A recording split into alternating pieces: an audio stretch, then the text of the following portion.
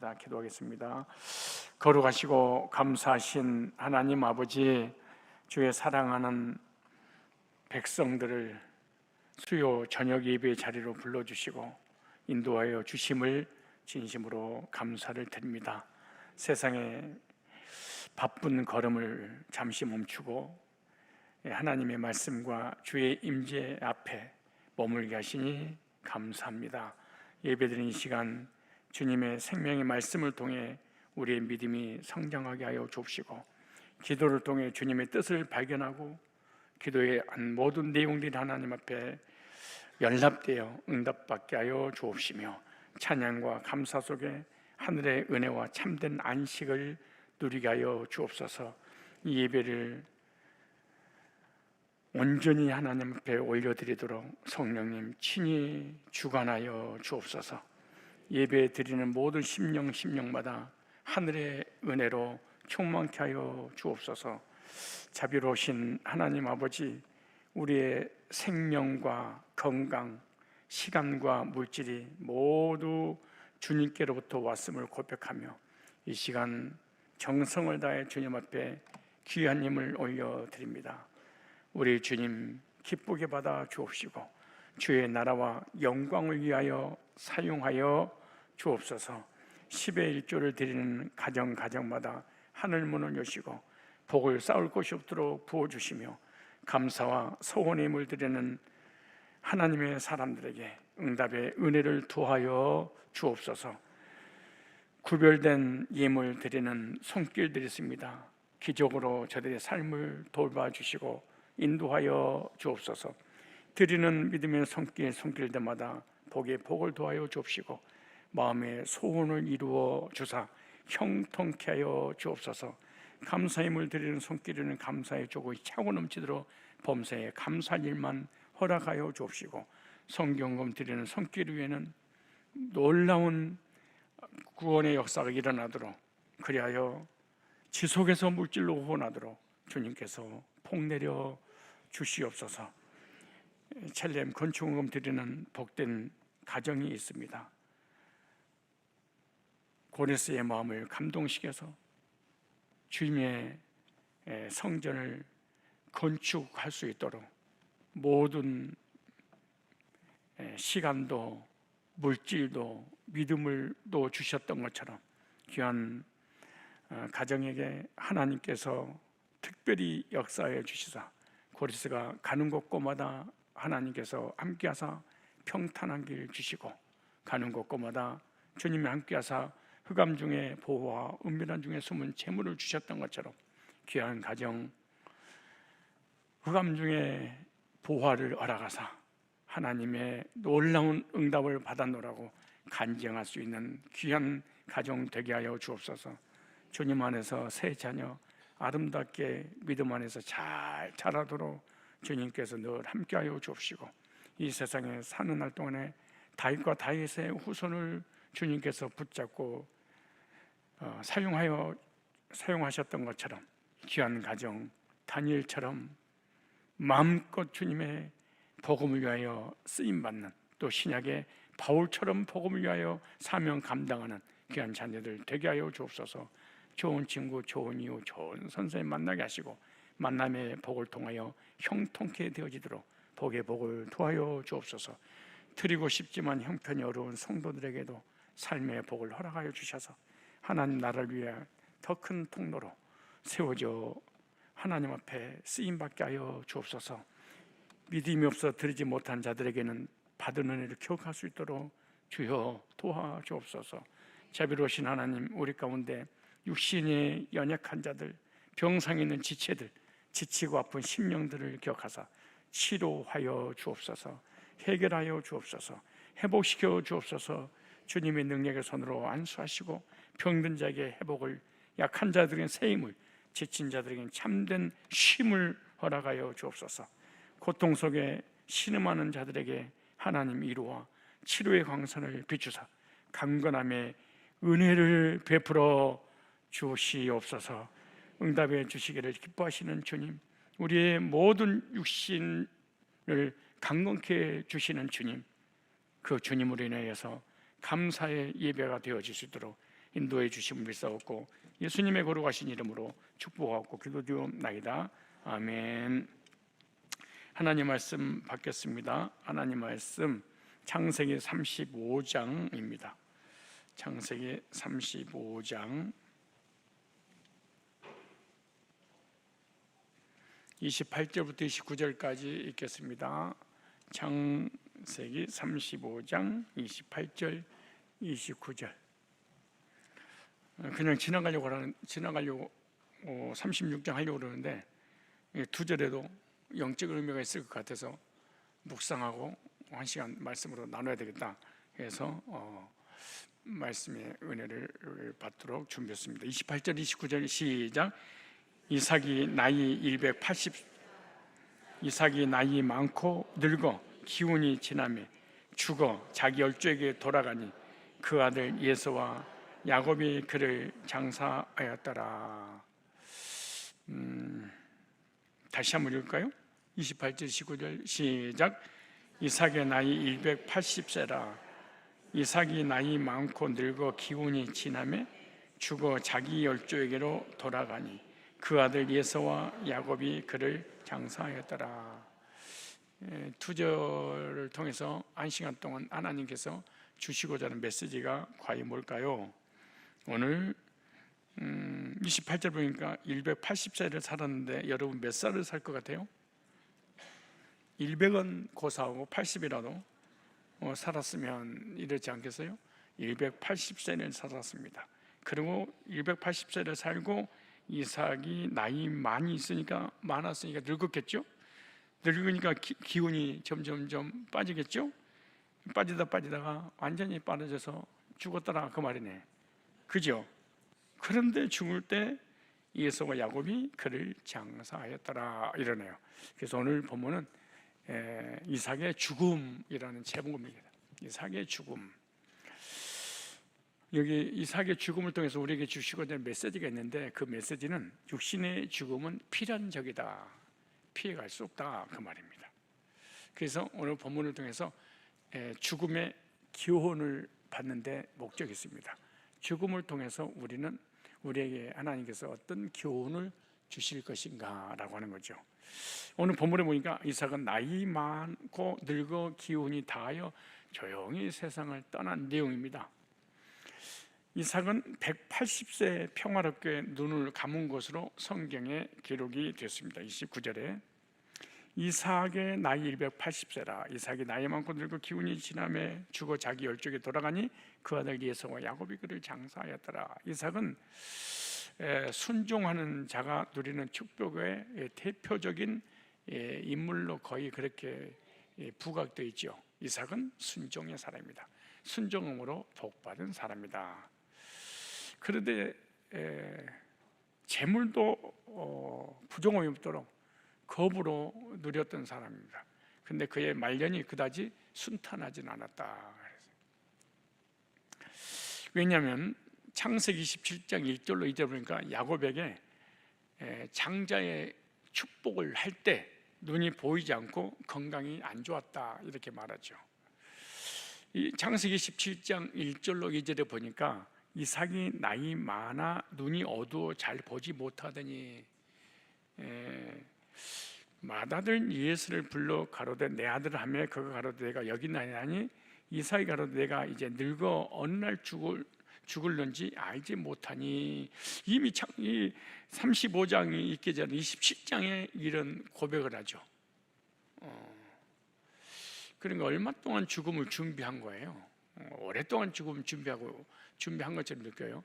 왜 오랫동안 이렇게 오래전부터 죽음을 준비했을까? 여기 27장 1절로 2절 보니까 노환입니다. 첫째는 노환이고 또는 실명에 가까운 시력 저하 상태가 있었습니다.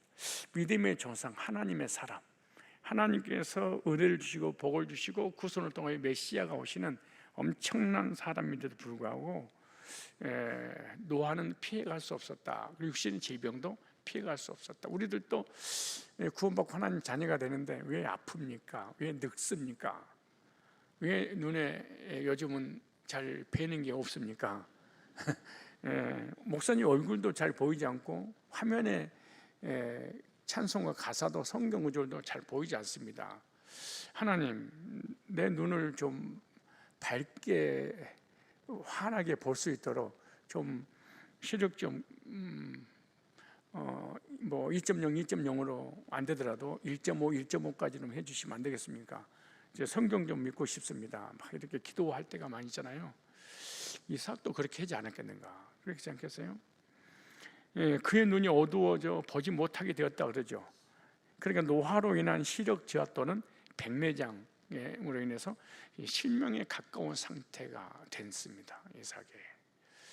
혹시 여러분들도 점점 눈이 이렇게 안 좋아지면은 내가 이삭이 가는 길을 가고 있구나 이렇게 생각을 해야지. 하나님 살아계신 거예요, 안 계시는 거예요? 나만 피해갈 수는 없잖아요. 이러면 이제 그의 눈이 어두워져 보지 못하게 되었다 그러죠. 그래서 시력이 감퇴한 이삭은 야곱에게 야곱과 에서를 구별도 하지 못합니다. 내가 이제 늙어 어느 날 죽을는지 알지 못하니, 그렇게 이삭은 노쇠함으로 자신의 죽음을 준비하고 있습니다. 그러니까 죽음을 임박하게 느끼며 유언을 남기고 있잖아요. 그때 이삭의 나이가 137세입니다.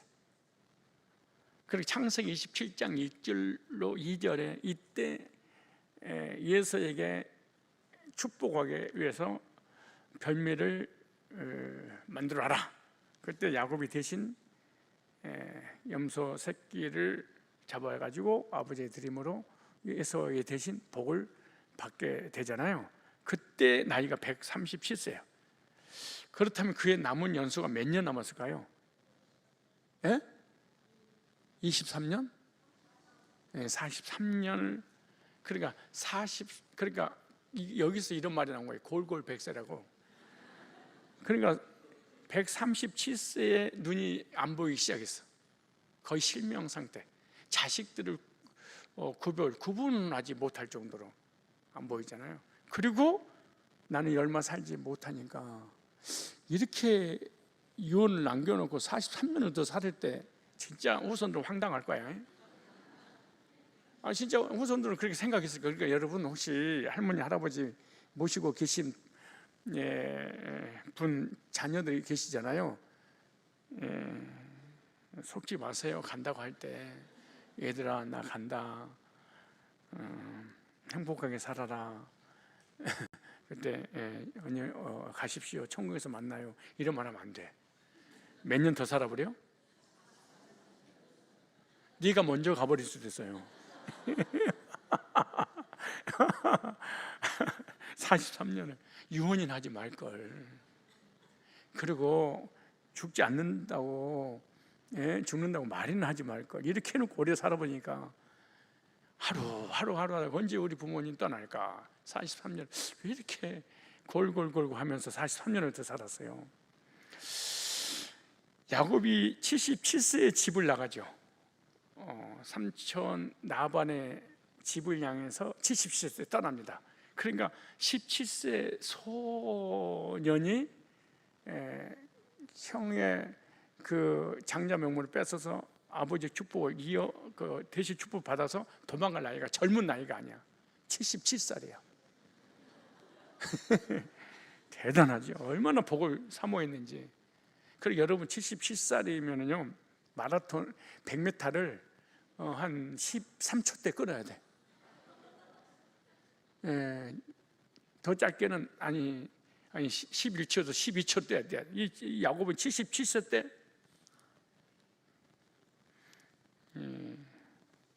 속도가 얼마나 빨랐겠는가 생각해 봐요. 근데 요즘 77세, 진짜 내가 이번에 신중년 어르신들 모시고 나들이 다녔잖아요. 나이가 먹었냐 안 먹었냐, 갈 때가 됐냐 안 됐냐 그러면 앞을 보면 몰라. 뒤를 보면 알아. 뒤를 보면 다리가 흐느적거려. 다리가 쳐져버려. 그리고 팔자가 딱 꺼져. 그리고 대가리가 딱 숙여져. 이걸 보면 알 수 있는 거예요. 그런데 뒤 딱 보는데 이 허리가 딱 곧아. 그리고 팔자걸음 걷지 않고, 원래 팔자 말고 나이 먹어서 팔자걸음 걷다가 휘청거리면은 휘청거리지 않아요, 젊은 사람들은. 그리고 자동으로 뒷짐을 딱 찌고 다니는 게 꼬불려져가지고. 왜? 뭐 자꾸 앞으로 쓰러지지 않으려고 그러는 거지. 근데 이 세월 앞에, 근데 이제 가끔가다 우리 그 남자들 분들도 나한테 그런 얘기예요. 70 딱 되더만 내 나이 먹어봐요, 몸이 장년 같지 않아요, 막 그래. 사람의 생각이 그 인생을 결정하는 거예요. 내가 나이에 대해서 늙었다, 꼰대다, 아니면 못 산다 그러면 실제로 확 늙어버려요. 그런데 나이를 먹었는데 내가 내 자신에게 나는 건강하고 사명이 있기 때문에 오래 살 거야, 이렇게 자기 자신에 대해 그러잖아요. 그런 몸 세포가 실제로 살아나서 젊은 사람처럼 그렇게 활동을 하게 돼 있어요. 그러니까 새파란 어린 놈이 이제 70 먹어가지고 늙은이 이런 거 하면 안 돼. 77세에 돈벼락을 맞으려고 아버지를 속여가면서 형 장작을 뺏어서 77세에 그 형 예서가 죽이려고 하니까 도망치는 그 달리기 속도 좀 보세요. 상상해봐. 그 노인네가 뛸 때 어떻게 뛰었겠는가. 77세라니까. 그래서 삼촌 나반의 집에서 20년 직장 생활하고 돌아옵니다. 야곱이 자기 집에 돌아왔을 때 자기 엄마 리브가는 이미 세상을 떠났습니다. 그러니까 야곱은 어미의 임종도 보지 못한 거죠. 이걸 보면서 생각해야 돼. 여러분 가족들 뭐 미국을 보내니, 홍콩을 보내니, 땅콩을 보내니, 유학 보내니, 뭐 여러분 죽을 때 못 봐요. 못 보는 거야. 잘난 자식은 절대로 효도하지 않습니다. 약간 멍한 놈이 붙어 갈 데가 없으니까 집에 붙어서 장례를 치러주지, 똑똑한 인간들은 절대 돌아오지 않습니다. 그래서 너무 공부 많이 시킬 것도 볼 것도 없어. 이게 성공지향적이잖아. 야곱은 가가지고 엄마가 돌아가시는데도 못 와. 얼마나 불행한 일입니까 이게. 이삭이 죽기 직전 야곱의 나이가 100세입니다. 그리고 요셉이 형들에게 애굽으로 팔려갔을 때 나이가 17세였습니다. 이삭이 아직 살아있을 때였으니까 168세. 이삭은 하나님의 뜻 안에서 삶을 살다가 하나님이 부름 받았는데, 여기 우리에게 주신 교훈이죠. 성도는 하나님의 인도하심 속에서 살다가 삶을 마치고 죽음을 두려워하지 않고 받아들일 수 있어야 됩니다. 왜? 육신은 반드시 죽고 우리 영혼은 하나님께 가기 때문에 이걸 인정하면서 살아야 되죠. 무슨 말이냐? 인생은 유한한 존재지만 우리 신앙은 영원합니다. 이삭은 오랜 세월 동안 하나님의 약속을 붙잡고 살다가 세상을 떠나게 되죠. 인생은 유한하지만 하나님을 신뢰하는 신앙은 후손들에게 계승이 되어집니다. 우리의 삶의 끝을 준비하면서 우리의 신앙은 다음 세대에 물려줄 줄 알아야 됩니다. 나의 믿음을 나의 후손들에게 물려주자. 내가 믿는 믿음, 내가 섬기는 대상을 후손들에게 물려줘야 됩니다. 야곱은 또 아브라함은, 이삭은 이런 삶을 살았죠. 그리고 이삭의 장례식에는 오랜 갈등을 겪었던 예서와 야곱이 함께 모여서 장례를 치렀다 그러죠. 이 형제는 심각한 다툼으로 이별을 겪었잖아요. 근데 아버지의 죽음 앞에 형제들이 함께 모여서 장례를 치르게 되죠. 죽음 앞에 모든 인간은 화해를 하는구나. 삶의 고난이 왔을 때 사람은 화해를 하지, 내가 가진 것이 있고 배운 것이 있고 건강하고 남부럽지 않게 남을 의지하지 않아도 된다고 생각하면 사람은 사람과 형제간에도 화해하지 않습니다. 화해는 누가 하느냐? 없을 때, 내가 연약할 때, 그리고 삶의 환경에 고난이 찾아왔을 때, 그리고 그 사람 외에는 의지할 곳이 없을 때, 의지할 대상이 없을 때 사람은 화해를 하게 되죠. 나는 모든 면에서 상대방보다 우월해. 이런 사람들은 화해하기 힘듭니다. 모든 면에서 우월한데도 화해한다. 이 사람은 능력자입니다. 마음이 큰 사람입니다.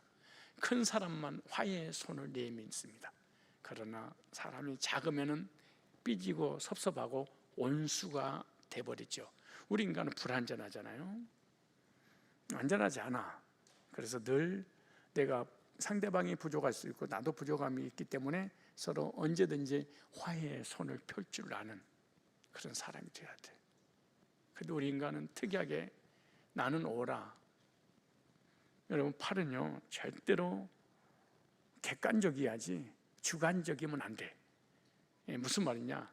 나의 인생에, 나의 삶에, 내 가정에, 부부끼리, 내 자녀들과의 여러 가지 갈등들이 일어났을 때 객관적으로 딱 살펴봐야 돼. 그런데 우리 인간은 이기적이기 때문에 내 남편은 절대로 나쁜 사람이 아니야, 내 아내는 나쁜 사람이 아니야, 내 자녀는 나쁜 사람이 아니야, 다 네가 잘못한 거야. 화해가 불가능한 일이지. 화해는 상대방이 절대적으로 능력이 있을 때, 또 내가 부족할 때, 또 능력 있는 사람이 화해의 손을 내밀었을 땐 그 사람은 대단한 사람입니다. 장로가 평신도한테 무릎을 꿇을 때,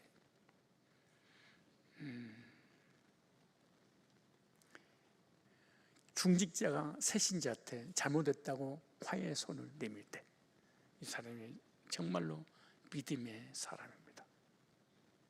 믿음이 없는 사람은 절대로 화해의 손을 내밀지 않습니다. 왜? 자존심 때문에. 무슨 말이냐? 때가 돼서 이삭이 죽으니까 그 죽음을 중심으로 해서 가정의 가족들이 화해하게 되죠. 그래서 믿음으로 평안한 삶을 마치고 하나님께 올라가죠. 그래서 이삭의 죽음의 기사를 성경에 자세히 기록해놨어요. 그냥 죽어버리는데 뭐 이렇게 두 절이나 자세하게, 그냥 자세하게 기록된 게 아니고 아주 자세하게. 그래서 이삭의 죽음을 통해서 배울 교훈은 뭐가 있을까 도대체? 이 본문을 통해서 첫째, 이삭은 180세로 살아가는 거 보니까 하나님 앞에 장수의 복을 받아서 누렸습니다. 무슨 복을 받았어요? 장수의 복. 이삭 당시 아브라함, 이삭, 야곱 시대잖아요. 아브라함의 출생, 아브라함이 이삭을 낳았을 때는 100세입니다. 창세기 21장 5절에. 이삭은 60세 야곱을 낳았어요. 60세가 되신 분들 포기하지 마세요. 창세기 15장 26절에 야곱이 애굽에 내려갔을 때 나이가 창세기 17장 9절에 보니까 130, 야곱이 77세 때 떠나잖아요. 그리고 다시 20년 만에 돌아오잖아요. 그리고 창세기 17장 9절을 보니까 야곱이 애굽에 내려갔을 때는, 요셉을 만나고 내려갔을 때가 130세였다 이렇게 말하죠. 이것을 합해볼까요? 몇 년이에요? 그냥 앉아있으니까 무슨 생각을 하겠어. 합쳐보니까 몇 년이에요? 다시 그냥 합치세요. 100년, 60년, 130년. 와, 이렇게 계산이 늦어가지고 돌대가리예요? 아니 100년, 60년, 130년인데 그렇게 오래 걸려요? 응? 이스라엘 백성들이 애굽의 노예 생활을 몇 년 했어요? 430년. 그러니까 출애굽 연도가 몇 년 정도 되냐? 약 BC 1446년 정도 됩니다. 이거 딱 계산해 보면. 그러니까 BC로 볼 때 합계라면은 290년 플러스 430년 합치니까 1446년 세 가지를 합쳐 보세요. 290, 430, 1446년 합치면은 2166년 되죠. 이것이 아브라함의 출생 연도입니다. 그러니까 아브라함은 2100 BC 2166년 전에 있었던 사람이에요. 이해가세요? 예, 테이프 다시 들으세요. 예, 그러니까 아브라함, 이삭, 야곱을 족장 시대라고 그래요. 그리고 이제 요새까지 이어지지 않아요. 그래서 창세기 12장부터는 50장까지 네 사람을 소개하려고 하는 성경 저자의 의도가 있는 거죠. 네 사람을. 근데 아브라함은 기원전 2000년경, 이삭은 1900년경, 야곱은 1850년경, 요셉은 1800년경 BC, 예수님 오시기 전 얘기예요. 우리나라 역사로 비교해보면 언제죠, 이 시대가? 응? 어느 시대 살았겠죠? 예, 고조선 초기 시대 정도 됩니다. 그러니까 이삭 시대는 우리나라 전서상의 당군 조선 시기와 비슷합니다. 당군 나라를 창설할 시기죠. 그러니까 역사적으로는 고조선 초기, 이때가 청동기 문화 초기로 연결되겠습니다. 그러니까 당군 왕검이 하늘의 한운과 곰 여인 사이에서 태어나 고조선을 세웠다는 그런 전설이잖아요. 그런데 그때가 청동기로 도구와 여러 가지 무기를 만들기 시작할 때가 바로 2200년 전, 2000년 전이에요.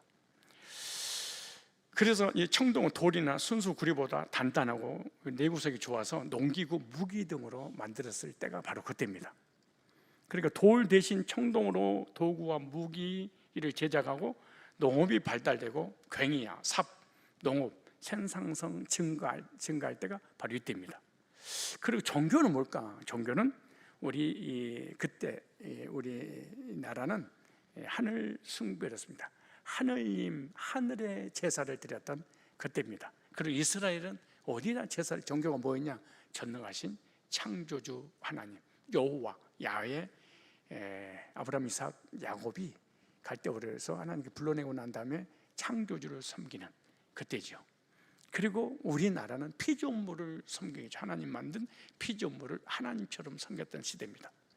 그리고 이삭이 살던 족장 시대가 기원전 1900년경 우리나라로 고조선 초기라고 생각하면 됩니다. 그때 왜 이 말을 드리냐? 그때 사람들의 평균 수명은 오늘과 많이 달라졌습니다. 이 얘기를 하려고 지금 역사를 지금 끄집어낸 거예요. 그러니까 고대 근동 메소포타미아라든가 이집트 문헌을 보면 보통 사람이 그 당시에 40세에서 장수하면 60세 정도. 왜 첫째 하나님께서 장수의 복을 주셨는가? 왜 장수의 복을 받아 누렸다 이렇게 한 이유는 그래서 그런 거예요. 이 30대 40대 때 다 죽어버린 것은 고대 근동의 전쟁이라든가 질병이라든가 영양 문제로 일찍 죽는 경우가 참으로 많았답니다. 우리나라 고조선 시대는 평균 나이가 몇 살일까요? 고조선 시대 때는 그러니까 2000여 년 전에 BC죠. 그러니까 예수님 오시기 2000년 전에 나이가 평균 수명이, 참고로 10살 12살 되면 다 시집가서 13살 때 아이를 낳을 때니까.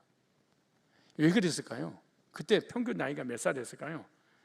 20세에서 30세 정도로 추정합니다.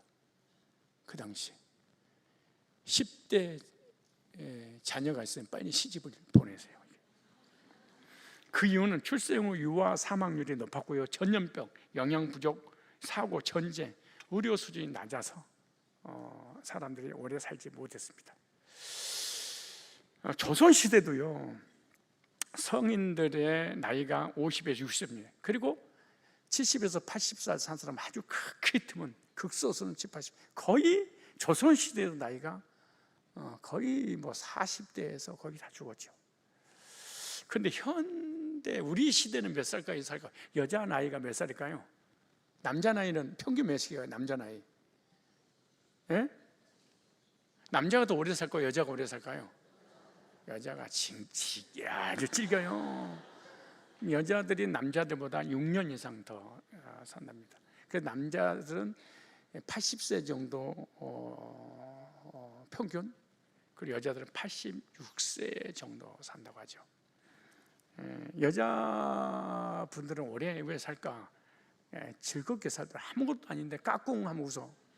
그래, 병 걸릴 시간이 없어. 근데 남자들은 저봐야 앉아있는 폼을. 여자들은 아무것도 아닌 웃잖아요. 그러니까 얘들 같은 아이들 봐봐요. 아무것도 아니래 깔깔깔대고 웃잖아요. 우리 이 여자분들도 남자들이 보면 아무것도 아닌데 막 웃어. 그 남자들 그래. 야, 이거 실없는 것 같아. 우리 부모님이 그랬잖아요. 우리가 막 장난치고 웃고 그러면 실없는 것들 이러잖아요. 빨리 가버리더라고. 즐겁게 사셔야 되는데. 근데 족장 시대는 110살에서 180세 정도. 족장 시대. 다시 얘기합니다. 아브라함은 175세, 창세기 15장 7절에, 이삭은 180세, 창세기 32장 28절 29절에, 야곱은 147세, 창세기 47장 28절, 요셉은 110세, 창세기 50장 26절 나오죠. 그때 족장 시대 때 일반인들은 40세에서 60세 사이. 여기에 비해서 족장들은 오래 살았죠. 3배, 4배를 사는 거야. 장수했잖아요. 장수의 비결이 뭘까? 질문이에요. 왜 이렇게 오래 살았을까, 족장들이? 여러분은 왜 빨리 죽어야 될까? 그게 차이점이잖아요. 왜 우리는 빨리 죽어야 되고, 족장 시대 때 이렇게 오래 하나님이 장수의 복을 누리게 했을까요?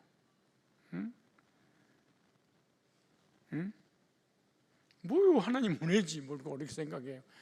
하나님의 은혜와 하나님의 어떤 특별한 섭리와 계획이 있었겠죠. 그래서 하나님께서 아브라함과 그 후손들에게 특별한 축복을 주셨다고 창세기 15장 15절 이렇게 말해요. 너는 장수하다가 평안히 조상에게로 돌아가 장사될 거요. 너는 장수하다가. 신명기 5장 3절에 보니까 너의 날이 길이라 그래요. 하나님이 은혜를 베풀어 주셨어. 하나님이 약속했어. 이 땅에서 장수하는 것도 누가 장수하게 하셔야 돼요? 하나님이 장수하게 하셔야 돼요. 여러분 장수할 것 같아요? 빨리 떠날 것 같아요? 왜 장수해요? 하나님께서 장수하게 주신다고 왜 오래 살도록 장수하게 하실까요? 그 이유가 있을 거 아니에요?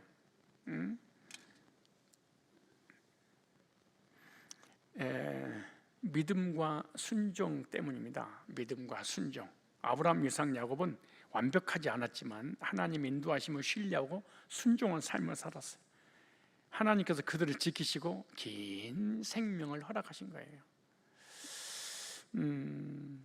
뿐만 아니에요. 언약 성취를 위한 시간들이었죠. 하나님 이들을 통해 한 민족, 즉 이스라엘과 구속사의 기초를 세우셨기 때문에 긴 생애를 하나님이 살게 주셨어요. 그래서 하나님의 계획을 충분히 이루게 하기 위해서 그런 거예요. 그러니까 이걸 한마디로 정리하면 사명 때문이에요. 아브라함, 이삭, 야곱으로 이어져서 12지파를 통해서 이스라엘 나라가 세워지고, 그리고 이스라엘 통하여 예수님이 이 땅에 오셔서 우리를 구원하시겠죠. 그러므로 결국 이렇게 생명을 연장시켜 주시고 오래 살게 하신 뭐 때문이에요? 복음 때문이었다. 그래서 사명이 있으면은 죽지 않습니다. 왜냐? 사명을 감당하기 위해서. 왜 하나님이 우리에게 건강 주셔야 되냐? 사명 때문에. 왜 하나님께서 복을 주신 이유가 뭐냐? 그 복을 받아야지 사명을 감당하기 때문에 그런 거예요. 왜 교회를 부흥시켜야 되느냐? 선교해야 될 사명 때문에. 선교하려면 뭐가 필요해요? 물질이 필요하잖아요. 그래서 그런 거예요. 여러분 왜 잘 돼야 돼요? 왜 건강하게 돼요? 왜 여러분 사업이 잘 돼야 되는 거예요? 사명 때문이에요. 아무리 복을 받고 아무리 건강하려고 몸부림치면 되는 게 아니에요. 그래서 아브라함, 이삭, 야곱, 요셉으로 이어지는 것은 사명을 감당하기 위한 하나님의 계획이었습니다. 뿐만 아닙니다. 이삭은요 부모에게 효도하는 효자였습니다. 효하면 바로 이삭이었습니다.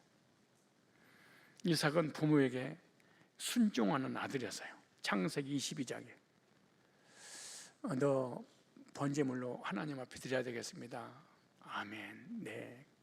네 목을 따야 되겠구나. 네. 이런 요즘 이런 자녀가 어디가 있어요? 이런 자녀가.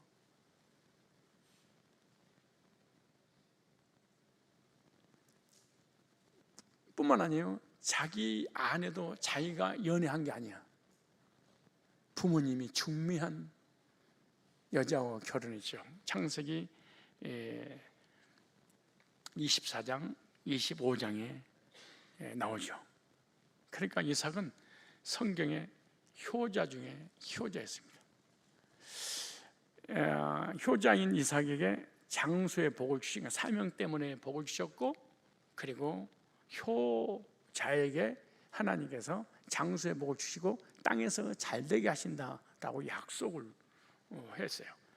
출애굽기 20장 12절에 또 신명기 5장 16절에 이렇게 말합니다. 너는 너희 하나님 여호와의 명한 대로 내 부모를 공경하라. 그리하면, 공경하면 너희 하나님 여호와가 네게 준 땅에서 네게 생명이 길고 복을 누리라. 죽을 때까지 삶의 복도 누리게 되고 생명이 길리라. 부모님이 살아계시는데 부모님에게 효도하지 못한 불효를 저지르잖아요. 그러면 양심의 가책을 받기 때문에 부모님보다 빨리 죽을 수 있어요. 실제로 그럴 수 있어요. 근데 부모님이 살아계실 때 잘하면 내 마음 편해. 그래서 세상 사람들도 부모에게 효도하는 이런 자녀들은 이 땅에서 잘 되고 복을 받게 되더라고. 신약에도 에베소서 6장 3절에 이는 네가 잘 되고 땅에서 장수하리라. 그러니까 부모님들께 대들고 따지고 불효하고 이러면 안 돼요. 사업이 잘 되고 건강하고 모병장수의 복을 누리려면은 양가 부모님들에게 잘 하시기 바랍니다. 그럼 여러분 사업도 잘 되고 땅에서 누리고. 목사님, 저는 부모님이 다 떠나가셨는데요. 나태 잘하세요. 나태. 아유, 미안합니다. 나태라도 그냥 아무 때나 어르신들한테 잘하세요. 잘하세요. 이 목회자하고 성도의 관계, 그리고 부모님과 자녀의 관계가 좋으면 막 복을 빌고 싶잖아요. 근데 자녀들과 부모 관계가 안 좋아. 그럼 부모가 복을 빌리겠어요? 이 빌어먹을 놈아 나가서 옛날에 그래도 부모님 화가 나니까 이 급살 맞아 되질려나 뭐 호랑이 잡아먹으려나 요즘 귀신 너 안 잡아먹어 누가 잡아먹는다냐 이 무디 같은 거. 아니 그렇게 어떻게 표준어가 아니 그런 언어를 쏟아부었어요. 히브리 7장 7절에 이렇게 말해요. 폐일은 하고 낮은 자가 높은 자에게 복됨을 받느니라. 윗사람에게 복을 이렇게 받도록 축복을 하면 하나님 복을 주시려고 이런 시스템을 만든 거예요. 회사에서는 사장님에게, 집에서는 부모님에게, 그리고 교회에서는 목회자에게, 목원들은 목자에게. 그래 관계가 좋아야지 복을 빌고 싶지. 관계가 안 좋은데 누가 복을 빌겠어요? 안 그래요. 자주 얘기하면 불효자에게는 형벌이 있습니다. 장수 못해요. 잠언서 1장 8절에 보면 내 아들아 네 아비 훈계를 들으며 네 어미의 법을 떠나지 말라. 부모님의 말을 잘 들어라. 잠언서 10장 2절에 이렇게 말해요. 지혜로운 아들은 아비를 기쁘게 하거니와 미련한 아들은 어미의 근심이 되느니라. 미련한 자녀는 어미의 늘 근심거리야. 여러분 자녀가 부모님을 이겨서 뭐해? 야, 내가 있지 우리 엄마하고 싸워서 내가 이겼다. 우리 아빠도 나 때 꼼짝 못해. 미친놈. 그렇게 어쩐다는 거야 이게.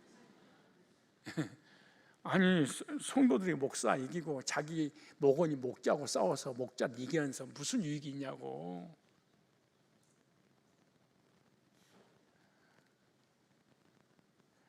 여러분 목사님이 생각만 해도 여러분들에게 막 복을 빌어주고 같은 생각이 막 들으세요?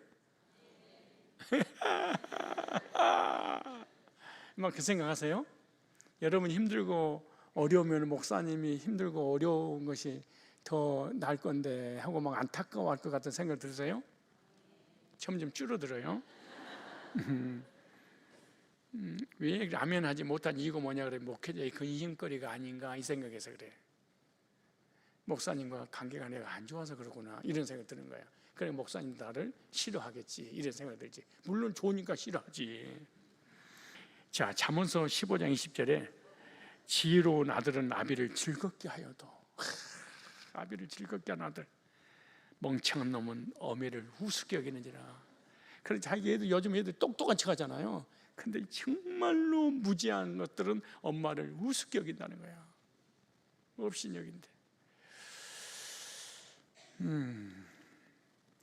잠언서 17장 25절에 미련한 아들은 그 아비의 근심이 되고 그 어미의 고통이 되느니라. 아휴, 무자식이 상팔자야. 막 이런 통곡을 하게 하면 안 돼. 잠언서 19장 26절에는 이렇게 말해요. 잠언서 19장 26절에 아비를 구박하고 어미를 쫓아내는 자는, 야, 필리핀 여행 가자고 해놓고 거기다가 놔두고 와버리고 부끄러움을 끼치며 능욕을 부리는 자식이니라. 아비를 구박해.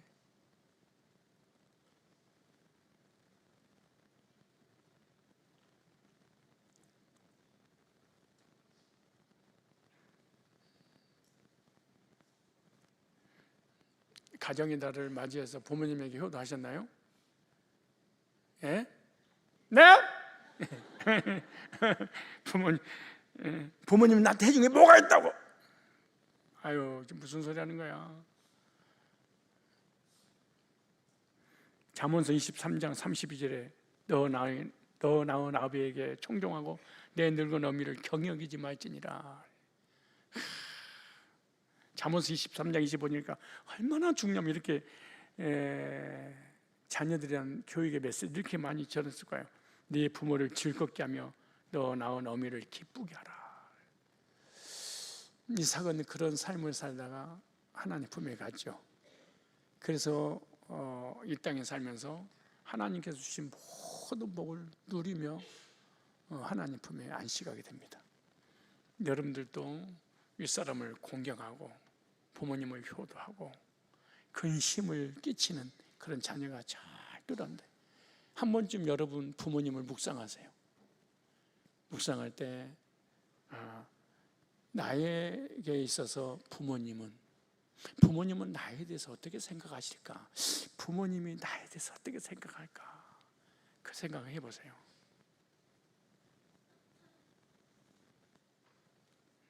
뿌듯하실까? 나 때문에 우리 부모님이 너무 행복해 하실까? 아니면 우리 부모님은 나를 생각할 때마다 금신거리로 생각할까?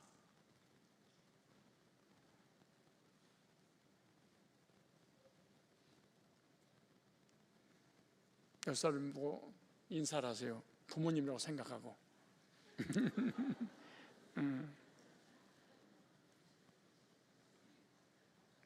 부모님은 나에 대해서 어떻게 생각하세요? 어떤 자녀라고 생각하세요? 옆 사람에게 한번 지금 잠시 잠깐 부모를 1분만 빌려와. 해봐봐. 한번 물어봐. 부모님 나에 대해서 부모님 어떻게 생각할까? 왜 청년들은 안 해? 청년끼리 얘기해보라고. 인상 쓰지 말고 어디서 눈가를 치켜 세우고 성경에 그 눈을 치켜 세우지 말래. 어른이 말하면 이렇게 눈을 부라리지 말고 말이에요.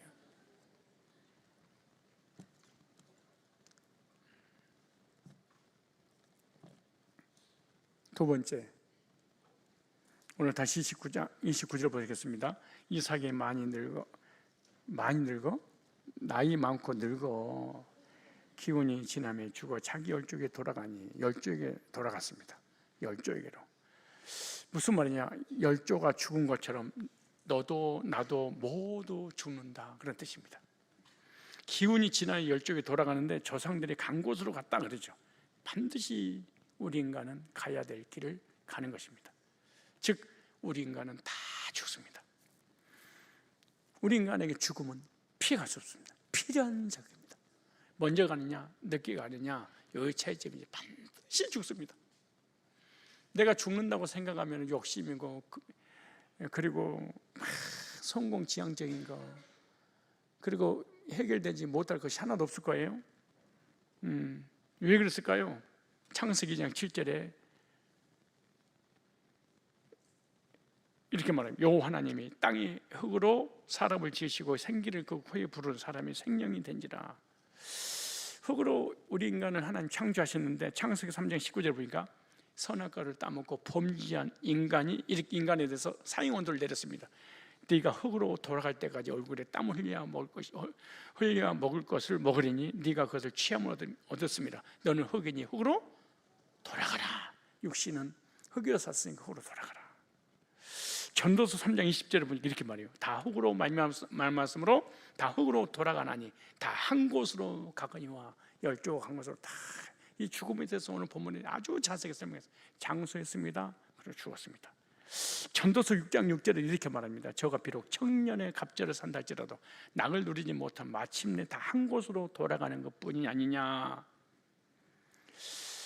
전도서 12장 7절을 보니까 흙은 여전히 땅으로 돌아가고 신은 그 주신 하나님께 돌아가기 전에 여기에 현대인의 성경 뭐 이렇게 됐어요.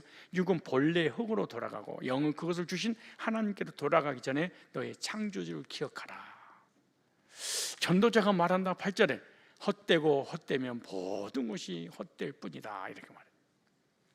그리고 그래서 전도서 11장 9절에 청년이여 네 어린 때를 즐거워하며 내 청년의 날을 마음에 기뻐하며 마음에 원하는 길과 내 눈이 보는 대로 쫓아 행하라. 그러나 하나님이 모든 일로 인하여 너를 심판할 줄 알라.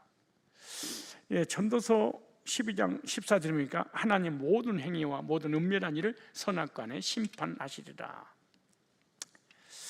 육신의 죽음의 문제를 우리 인간이 해결할 수 없고요. 두 번째, 죽음 이후의 사망, 지옥의 문제도 해결할 수 없습니다. 그래서 죽음과 사망의 문제를 해결하기 위해서 예수님이 이 땅 오셨죠. 그게 히브리서 2장 14절로 15절입니다. 우리 한번 성경을 찾아볼까요? 히브리서 2장 14절로 15절. 죽음의 문제, 지옥의 문제를 얘기했습니다. 죽음의 고통과 지옥의 고통을 십자가에서 해결을 예수님 대신 담당하심으로 해결하신 내용이 나옵니다. 한번 찾아보세요. 히브리 2장 14절 다 같이 한 목소리로 자녀들은 혈육에 함께 속하 있으며 그도 또한 한 모양으로 혈육에 함께 속하심은 사망으로 말미암아 사망의 세력을 잡은 자 그 마귀를 없이 하시며. 마귀가 사망의 세력을 잡았대. 무슨 말이에요? 마귀의 사명이 뭐냐? 우리 인간이 죄를 지니까 지옥으로 끌고 가는 거라는 거예요. 근데 예수님께서 사망의 문제를 해결하시려고 사망의 고통을 대신 당하신 거예요. 그 다음에 그렇게 사망의 고통을 대신 당했으면 우리가 사망의 문제가 해결되고 영생이 주어지는 거예요. 그런 다음에 15절에 또 죽기를 무서움으로 어린아이부터 시작해 노년에까지 죽음을 좋아하는 사람 아무도 없습니다. 죽기를 무서움으로 일생에 매어 죽음의 종로라는 모든 자를 모으려고 놓아주려 하심이라. 그래서 죽음의 문제, 사망의 문제를 예수님께서 십자가에서 해결했습니다. 그래서 예수님이 요한복음 11장 25절에 그잖아요. 내가 곧 부활이요 생명이니 나를 믿는 자는 죽어도 살겠고 무릇 살아서 나를 믿는 자는 영원히 죽지 아니하리라. 그러므로 죽음 이후에 우리에게 구원의 기회는 없어요. 살아있을 때만 구원의 기회가 주어진다고 누가복음 16장에 기록됐습니다. 그럼 어떻게 구원의 기회가 주어지냐? 전도자의 전도를 통해서 전도의 기회가 주어집니다. 그러므로 우리는 반드시 죽습니다. 그러나 죽기 전에 사망의 문제를 해결해 주신 예수님 믿고 구원의 확신을 갖고 영생을 소유하고 이 세상을 떠나야 됩니다.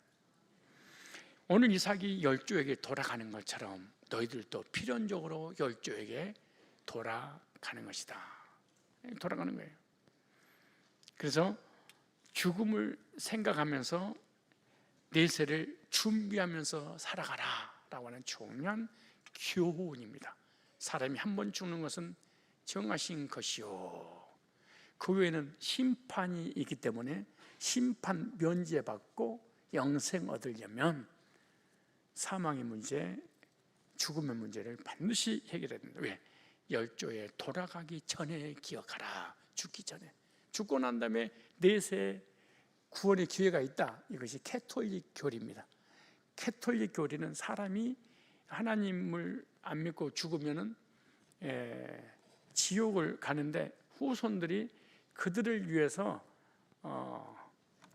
기도를 하거나 면죄부를 내게 되면 죽은 자가 지옥에다가 천국으로 옮겨져 버리는, 무덤에다 세례를 줘버리면 지옥에다가 천국으로 옮겨지는. 그래서 예수님이 십자가에 못 박혀 죽으실 때 지옥에 내려가사 이런 교리가 있어요. 지옥 교리. 근데 이거 아주 위험한 교리예요.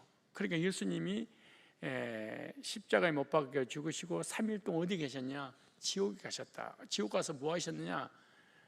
첫째, 노하시대 때 복음을 듣지 못해서 구원받지 못하고 지옥 간 사람들에게, 그들에게 복음을 전하기 위해서 가셨다.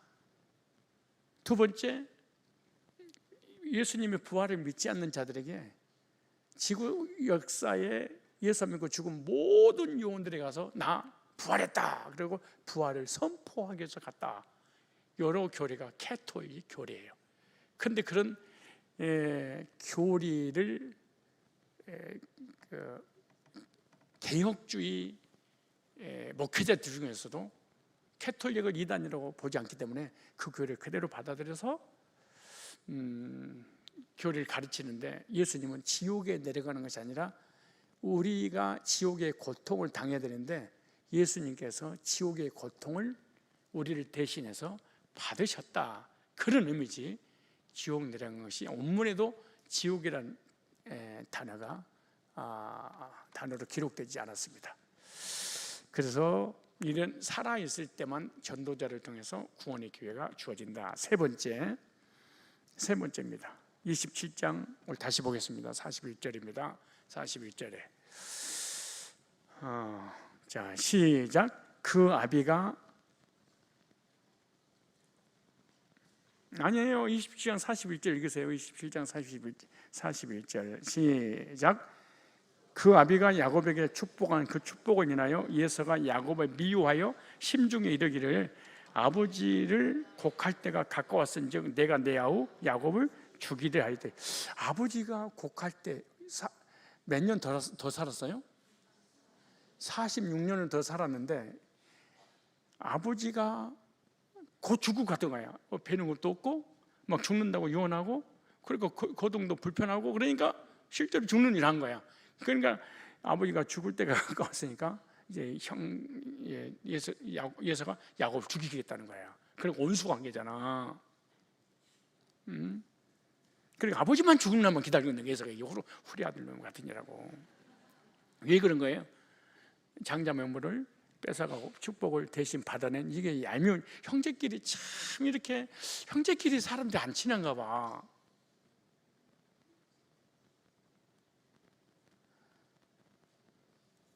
그죠? 가족끼리 친하게 지내고 믿음의 형제 자매들끼리도 친하게 지내야 되는데 거의 가족 중에 원수가 많고요. 거의 가족들이 정말 N수가 많아. 그리고 교인들도 이렇게 친하게 지내다가 어느 날 N수가 돼가지고 이빨을 갈고 눈깔이 뒤집어지고, 진짜 이게. 그러니까 이렇게 적용하면 되지. 목사님은 없어 막 확 죽이면 이렇게, 목사만 안 보이면 이렇게 확 물어 뜯어버려, 이렇게 얘기하는 거야. 그러니까 아버지만 죽어봐. 그래. 절대 내가 죽는가 봐. 그러니까 자신의 장자 명분을 뺏은 것과 축복을 가르친 것에 대해서 너무너무 얄미우니까 화가 나서 뭐 하는 거예요? 복수하려고 그런 거예요. 아버지만 죽는 것만 기다리고 있는 거예요. 그런데 보세요. 오늘 보면 29절, 다시 29절에, 오늘 29절이에요. 35장 29절에 이 말 하려고 그러는 거예요. 이삭이 나이 많고 늙고 기운이 지나며 죽어 자기 열쪽에 돌아가니 그 아들 에서와 야곱이 그를 장사하더라. 이삭의 장래, 아버지의 장래 형제가 함께 장례를 치렀어. 무슨 말이에요? 하나님께서 에서의 마음을 변화시켜 주셨어. 즉 형제끼리 화해시킨 거야. 이게 이삭의 죽음이야.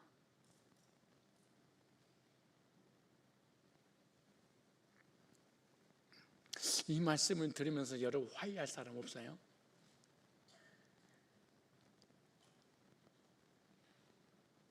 없어요? 화해할 사람 없어요? 너 손들지 마라. 가족과 화해할 분 없나요? 아니면 믿음의 형제 자매들과 화해할 대상은 없나요? 하나님께서 야곱을 위해서 에서의 마음을 변화시켜 주셨습니다. 야곱이 얼마나 괴롭고 힘들었을까요? 늘 죽이려고 쫓아다니니까. 그러니까 아버지의 죽음으로 원수 관계가 화해가 되고 형제가 다시 하나가 되었다. 중요한 원리잖아요. 무슨 말이냐? 예수님의 죽으심으로 죄인들이 하나님과 화목하게 된 거죠. 하나님과 우리 인간은 죄 때문에 원수 관계입니다. 그런데 예수님의 죽으심으로 하나님과 화목시켰죠. 볼까요? 로마서 5장 10절에 곧 우리가 원수 되었을 때, 하나님과 원수예요. 뭐 때문에? 언제요? 자범죄 때문에. 그런데 그의 아들의 죽으심으로 말미암아 하나님과 화목하게 되었은즉, 화목하게 된 자로서는 더욱 그의 살리심으로 말미암아 구원을 받을 것이니라. 로마서 5장 11절에도 이렇게 말합니다. 그뿐 아니라 이제 우리도 화목하게 하신 우리 주 예수 그리스도로 말미암아 하나님 안에서 또한 즐거워하느니라. 요한일서 2장 2절에도 그는 우리 죄를 위한 화목 제물이니 우리만 위할 뿐 아니요 온 세상의 죄를 위함이라. 요한일서 4장 10절을 보니까 사랑은 여기 있으니 우리가 하나님을 사랑한 것이 아니고 하나님이 우리를 사랑하사 우리 죄를 속하게 하여 화목 제물로 그 아들을 보내셨습니다. 하나님의 아들을, 죄인들을 하나님과 화목시키려고 이 땅에 보내셔서 우리 죄를 대신 짊어지고 십자가에 죽으신 거예요. 그래서 하나님과 저와 여러분들은 예수님 때문에 화목되고 화평케 된 줄로 믿습니다. 뿐만 아닙니다. 하나님과 예수님을 통해서 우리가 화목하게 되고 화평하게 되잖아요. 그러면 사람들과도 화평하게 됩니다. 그러니까 복음만이 사람과 사람의 관계를 화평케 하는 거죠. 예수님의 모형인 이삭의 죽음을 통하여 형제가 다 화해가 되는 거예요. 예수님의 십자가의 구속을 통하여 하나님과 예수님 죽으시면서 하나님과 화해를 시킨 거예요. 화목시키는 거죠. 그럼 우리들도 어떻게 돼요? 사람과 사람의 관계도 화목돼야 됩니다. 누구 때문에? 예수님의 용서 때문에. 로마서 11장 찾아보세요. 우리에게 적용되는 부분, 하나는 구속사이신 예수님에게 적용했고, 또 하나는 이제 우리 형제끼리 적용해 볼까요? 로마서 12장 18절에 할 수 있거든 가려려고 할 수 없어요. 너희로서는 모든 사람과 더불어 화목하라. 모든 사람과 더불어 화목해라. 누구와 더불어? 모든 사람과 물고 뜯고 씹지 말고 화목하라. 모든 사람과 더불어. 옆 사람하고 인사하세요. 혹시 연수 있으세요? 미운 사람 있어요? 어떻게 그리스도인이 연수가 있어요? 근데 연수를 알려줄까요? 연수가 있는지 없는지 알려드려요? 누군가가 나에게 서운하게 됐던 거, 섭섭한 마음 있죠? 그것이 왼수입니다.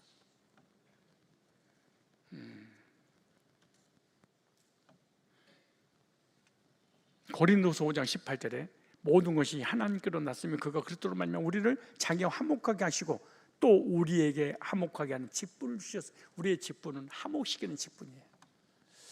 하나님과 화목된 사람은 사람과 화목시키는 은혜가 있어요.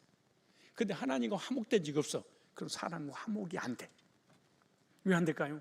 이기주의 때문에. 왜 안 될까요? 자존심 때문에. 왜 안 될까요? 섭섭하니까.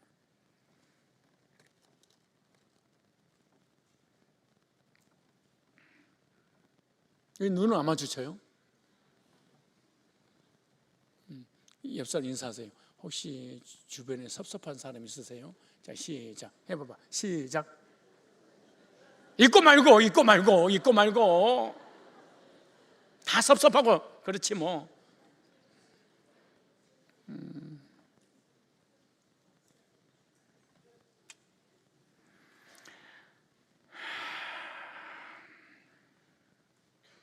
골로새서 1장 20절 이렇게 말합니다. 그의 십자가의 피로 화평을 이루사 만물 곧 땅에 있는 것들이나 하늘에 있는 것들이 그로 말미암아 자기와 화목하게 되기를 기뻐하심이라.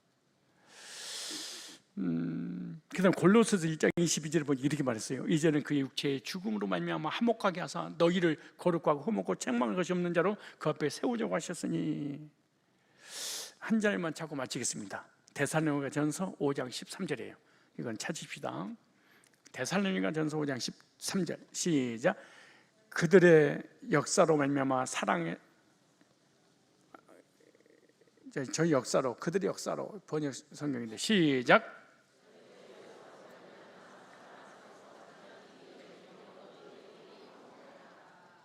니들끼리 화목하라 그 말이에요.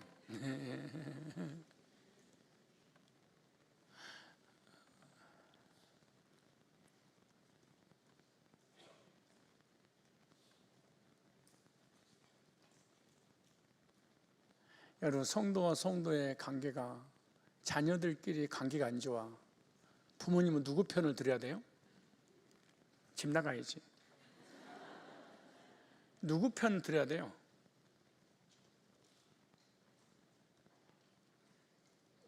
장로와 싸웠어. 목사님 누구 편 들어요? 성도와 싸웠어. 누구 편 들어야 돼요? 내 자녀들끼리 서로 싸웠어. 나 딜렀어. 누구 편 들어야 돼요? 큰 사람들이 되십시오. 큰 사람 되시오.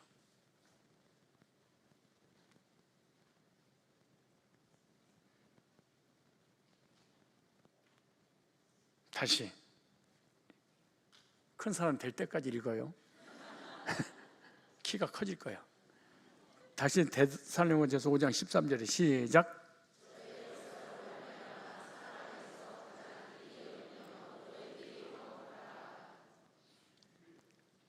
불신자들과 화목하는 건요, 나한테 잘해준 사람과 화목하는 거 아무도 할 수 있어요.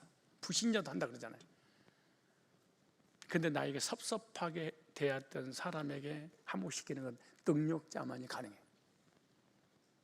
믿음 있는 사람만 가능해.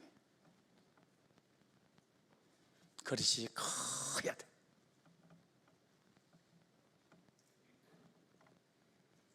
너희들끼리 사랑하고 화목하면 사람들이 너희가 내 제자인 줄 아니라.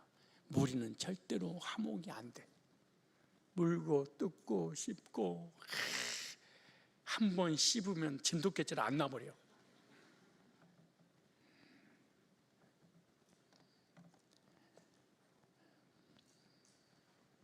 화목하세요.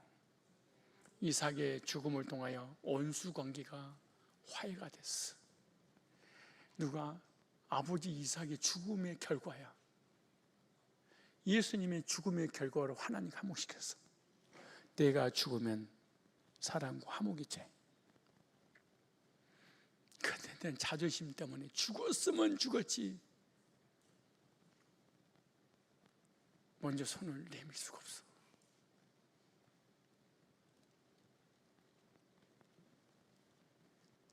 기도하겠습니다. 생사복을 주관하신 하나님 아버지, 믿음의 조상 이삭의 삶과 죽음을 통해 주시는 귀한 교훈을 진심으로 감사를 드립니다. 이삭이 나이 많고 늙어 기운이 다하여 평안히 세상을 떠났듯 우리도 하나님의 인도하심 가운데 두려움 없이 죽음을 맞이할 수 있도록 준비하며 살아가게 하여 주옵소서. 인생은 유한하나 우리의 믿음은 영원하며 하나님의 약속은 대대손손 이어짐을 믿습니다. 우리의 삶이 후손들에게 신앙이 본이 되게 하시고 하늘의 소망을 품고 살아가게 하여 주옵소서. 이삭의 장례를 통해 형제 에서와 야곱이 화해한 것처럼 그 죽음이 헛되지 않는 그 결과를 만들어낸 것처럼 저희들도 그리스도 안에서 하나님과 화목되어 구원받아 하나님의 자녀가 된 것 같이 육적 형제들, 가족들과 화해하게 하시고 믿음의 형제 자매들끼리 그리스도 안에서 화목할 수 있도록 은혜 주시고 능력을 더하여 주옵소서. 내 자존심만 내려놓으면, 내가 조금만 손해보면 얼마든지 좋은 관계를 맺을 수 있을 텐데, 서운함과 섭섭함과 자존심이 허락지 않아서 하나님이 아무리 화해하고 화목하라 해도 죽었으면 죽었지,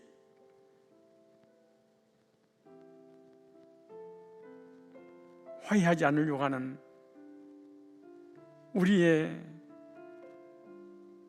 못난 자존심을 용서하여 주옵시고, 주님의 말씀에 따라 주님의 죽음이 헛되지 않도록 형제끼리 화목할 수 있는 은혜를 베풀어 주옵소서. 서운한 것도 섭섭한 것도 쌍방 안에 서로가 다 연약함이고 죄인이기 때문에 얼마든지 그럴 수 있다는 가능성을 알고 그대로 받고 그 허물을 덮을 줄 아는 능력자들이, 믿음 있는 자들이 되게 하여 주옵소서. 죽음을 앞두고 다툼을 내려놓고 용서와 화해로 나아가는 지혜와 은혜를 우리에게 허락하여 주시기를 원합니다. 우리가 반드시 가야 할 길을 향해 걸어가고 있사오니 헛된 것을 붙잡지 않게 주여 도와주옵시고, 영원한 생명을 사모하며 복된 죽음을 준비하는 우리들의 삶이 되게 하여 주옵소서. 오늘도 말씀을 통하여 주의 음성 들려주셔서 감사합니다. 예수님 때문에 하나님과 화목되어 구원받았다는 감격이 회복되었음을 기억하고,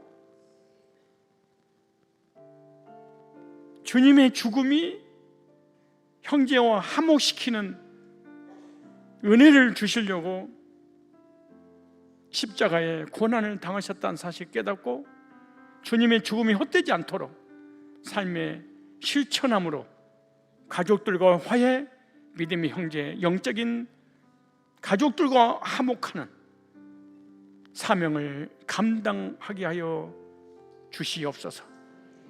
축복합니다. 주 예수 그리스도의 거룩하신 이름으로 기도드리옵나이다. 아멘. 이제는 우리 주 예수 그리스도의 구속의 은혜와 하나님 아버지의 만극하신 사랑하심과 성령님의 교제 인도 역사 충만케 하시는 종이 이삭의 죽음을 통하여 우리에게 영적 교훈을 주신 그 하나님을 믿고 신뢰하고 결단하고자 돌아가는 머릿속엔 존귀한 백성들 머리 위와 저들의 아름다운 화해의 손길 위에 실시간 영상으로 예배드리는 하나님의 백성들 위해 이제부터 영원토록 항상 함께 있을지어다. 아멘. 감사합니다.